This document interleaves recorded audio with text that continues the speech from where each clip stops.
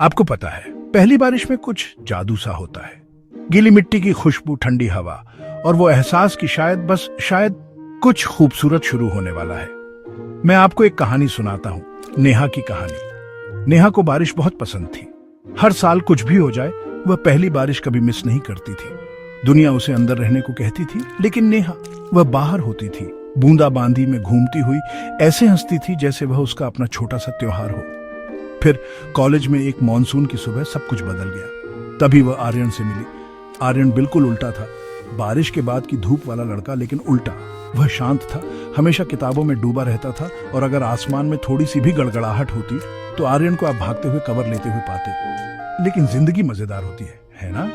बारिश प्रेमी और बारिश घृणा करने वाले एक दूसरे से टकराते रहे। नेहा की मुस्कान को नजरअंदाज करना नामुमकिन था, और छोटी छोटी चीजों पर उसकी जिद भरी खुशी ने आर्यन को उसके खोल से बाहर निकालना शुरू कर दिया। धीरे धीरे आर्यन ने खुद को लाइब्रेरी में कम समय बिताते हुए पाया, और नेहा के साथ ज्यादा। अब यह सिर्फ बारिश के बारे में नहीं था, यह उसके बारे में था। और फिर ऐसा हुआ, सीजन की पहली बारिश। नेहा हमेशा की तरह बाहर भागी, बाहें फैलाए, बूंदों को सारी चिंताओं को धो डालने दिया। आर्यन दरवाजे से देख रहा था, हिचकिचा रहा था, लेकिन इस बार कुछ अलग महसूस हुआ। उसने एक गहरी सांस ली, और पहली बार आर्यन बारिश में बाहर निकला।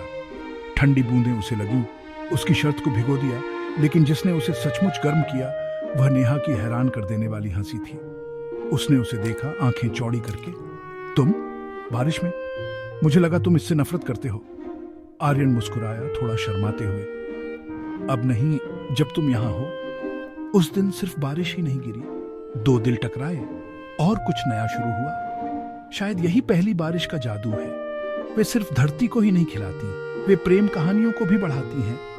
तो अगली बार जब बारिश हो तो शायद बाहर कदम रखें। कौन जानता है कि आप किससे मिलेंगे, या आपको कैसा महसूस होगा।